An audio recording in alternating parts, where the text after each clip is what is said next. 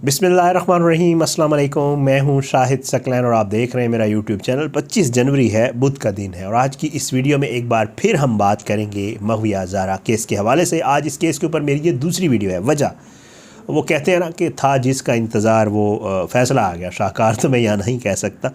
बहरहाल फ़ैसला आ गया। हमने आपसे वादा किया था कि जब ये फ़ैसला हमारे हाथ लगेगा और इसमें जो वजूहात बताई जाएंगी कि आखिर क्या वजह बनी कि अदालत ने, डिस्ट्रिक्ट जज साहब ने जो है वो दरख्वास्त उठा के ज़हीर के मुंह पे मारी है, वजूहात क्या हैं, क्या क्या चीज़ें इस आर्डर में लिखी गई हैं, आज की इस वीडियो में ये आपके साथ शेयर करेंगे। 4 सफ़ात पर मुश्तमिल ये फ़ैसला, जिसमें ज़हीर की जज साहब के ऊपर लगाए गए एतराज़ात की जो दरख्वास्त थी उसको ख़ारिज कर दिया गया, मुस्तरद कर दिया गया डिस्ट्रिक्ट एंड सेशन जज साहब की तरफ से। इस फ़ैसले में क्या कुछ लिखा हुआ है आर्डर में, ये जो है आपको पढ़ के सुनाएंगे। इन्होंने जो एतराज़ात लगाए थे वो क्या थे और जज साहब ने उसके हवाले से क्या कुछ लिखा है, ये आपको पढ़ के सुना देते हैं। डिस्ट्रिक्ट एंड सेशन जज जी वो लिखते हैं इस हुक्मनामे में कि एडिशनल डिस्ट्रिक्ट एंड सेशन जज ने दलाइल मुकम्मल करने का पूरा मौका फ़राहम किया है।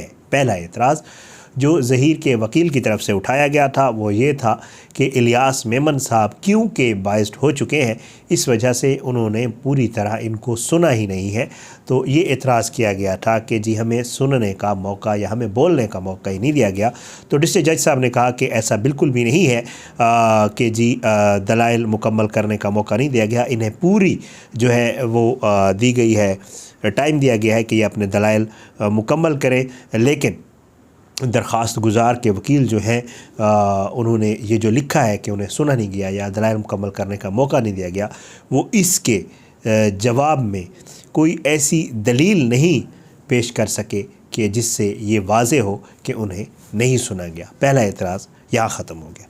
दूसरा एतराज़, अच्छा उसके बाद जी वो साथ जज साहब ये लिखते हैं, बस ये साबित नहीं कर सके कि अच्छा इन्होंने कहा था कि जी ट्रायल कोर्ट का जो मेयार है वो ठीक नहीं है और रवैया भी ठीक नहीं है। तो जज साहब लिखते हैं कि ये जो 2 एतराज़ात उठाए गए थे इसमें भी सेम यही सिचुएशन है कि जो दरख्वास्त गुज़ार के वकील हैं वो अपने दलाइल से ये चीज़ बिल्कुल साबित नहीं कर सके कि अदालत के मयार और इसके जो मामलात हैं, जो रवैया है वो ठीक नहीं है। लिहाजा जो है ये मामला भी यहाँ पर ठीक नहीं है, तो इसलिए ये भी इनका एतराज़ गलत है।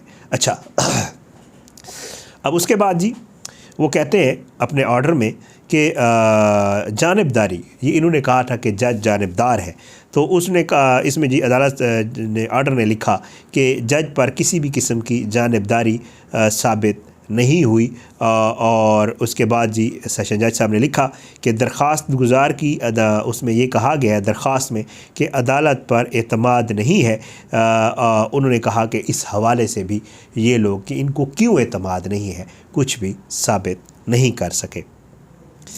अच्छा इसमें जज साहब ये लिखते हैं कि हमने इनके जो एतराज़ात थे उसके ऊपर बाकायदा तौर पर एडिशनल डिस्ट्रिक्ट एंड सेशन जज साहब से जवाब मांगा था, जो इलियास मेमन साहब हैं, और उन्होंने भी मोअज़्ज़ज़ जज साहब ने अपना जवाब जो है वो हमारी अदालत में इन एतराज़ात के ऊपर जमा करवाया था, जिसमें जज साहब ने कहा कि जी उन्होंने जो है इस मामले के ऊपर जो भी इन्होंने इल्ज़ामात लगाए हैं इलियास मेमन साहब ने वो सारे इल्ज़ामात मुस्तरद किए हैं और उन्होंने इनके सारे इल्ज़ामात मानने से इनकार कर दिया है। और उसके बाद जी एक और चीज़ उन्होंने लिखी कि दरख्वास्त गुज़ार ने ये भी लिखा है कि 12 दिसंबर को इनके मुआविन यानी असगर अली वो गए हैं अदालत के अंदर और वहाँ पर जो है वो लेने गए थे जो वो साइको वाली जो प्रॉपर वो था कि जी बच्ची का जो है वो मुआयना किया जाए, उसकी तीसरी डॉक्टर की रिपोर्ट लेने गए तो वहाँ पर उन्होंने देखा कि जिब्रान नासिर साहब पहले से मौजूद थे। इस पर जज साहब लिखते हैं कि इस हवाले से भी जो दरख्वास्त गुज़ार के वकील हैं उन्होंने अदालत में कोई सबूत जमा नहीं करवाए कि वाकई जिब्रान नासिर साहब उस वक्त अदालत में मौजूद थे और इनके वकील जो है उनको अंदर जाने की इजाज़त नहीं दी गई। जज साहब ने वाज़े तौर पे ये कहा कि जी ये जो जिब्रान नासिर साहब की मौजूदगी और इनको अंदर ना जाने, वो चैम्बर वाला मामला आपको याद होगा, हमने भी रिपोर्ट किया जिसमें कहा गया कि जी जिब्रान नासिर मौजूद थे, उन्होंने कहा जी ये बड़ा ही सीक्रेट मामला है, आप अंदर ना आएँ। इनके वकील ने अंदर जाने की कोशिश की, GM फ़ारूकी साहब को उसने फ़ोन किया, उन्होंने कहा नहीं हम इस मामले में फ़रीक हैं, आप ज़रूर अंदर जाएँ। तो उन्होंने अंदर जाने की कोशिश की, जिसके ऊपर जज साहब ने कहा कि जी पहले हम इनको सुन लें, फिर उसके बाद ये एक पूरी एक स्टोरी थी, आपको हम बारहा बता चुके हैं। तो उसके ऊपर भी इन्होंने ये एतराज़ भी इस दरख्वास्त में उठाया था, जिसके ऊपर जज साहब ने ये कहा कि जी 12 दिसंबर को ये जो इल्ज़ाम लगाया गया है कि जी ऐसा कोई मामला पेश आया है, वो भी ठीक नहीं है, और जो है जज साहब के ऊपर जो है वो किसी भी किस्म का इल्ज़ाम साबित नहीं हुआ। अच्छा, वो कहते हैं कि जी कोई ऐसी दलील भी वकील की तरफ से पेश नहीं की गई जिससे ये साबित हो कि जज साहब बाइस्ड हैं, या जज साहब ने कोई ऐसा इक़दाम किया है जिसकी वजह से उनके कोर्ट के ऊपर या उनकी जानिबदारी या गैर जानिबदारी के ऊपर उंगली उठाई जा सके। लिहाजा मुल्ज़िम की तरफ से आयद किए गए इल्ज़ामात जानिबदारी के जो हैं वो उसकी दरख्वास्त मुस्तरद की जाती है, और अदालत जो है वो अब इस ट्रायल को सुनेगी।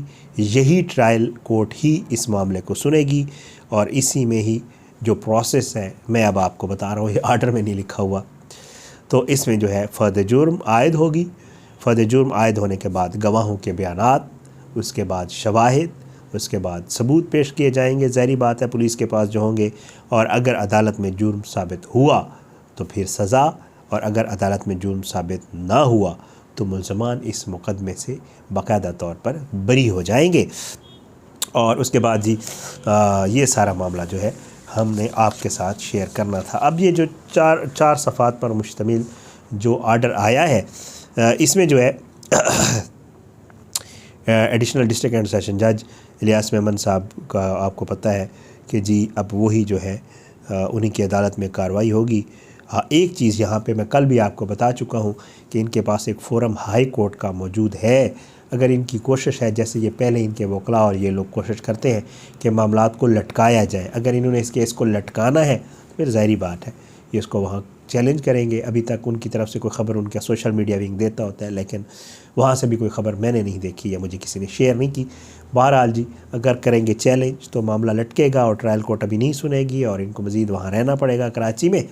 और अगर ट्रायल कोर्ट का ट्रायल की कार्रवाई शुरू करेगा तो फिर ज़ाहिर बात है ये सारे प्रोसेस होंगे, इसमें कुछ टाइम लगेगा, और उसके बाद जो भी फ़ैसला आएगा, ज़ाहिर हम तो पहले दिन से कह रहे हैं अदालतें फ़ैसले करती होती हैं कवानीन को देख के, और अदालतों के फ़ैसलों के ख़िलाफ़ हर दोनों तरफ के फ़रीक़ैन के पास पूरा मौका होता है, फोरम्स होते हैं जहाँ जाके वो इनको चैलेंज भी कर सकते हैं, और इसके हवाले से जो है मज़ीद जो है आगे वो कार्रवाई भी कर सकते हैं। इस्लामाबाद में ठंड की वजह से मेरी थोड़ी सी तबीयत नासाज है, इस वजह से जो है वो थोड़ा सा मुझे वीडियो करने में मेरा शायद वो टेम्पो या वो आपको नज़र ना आए।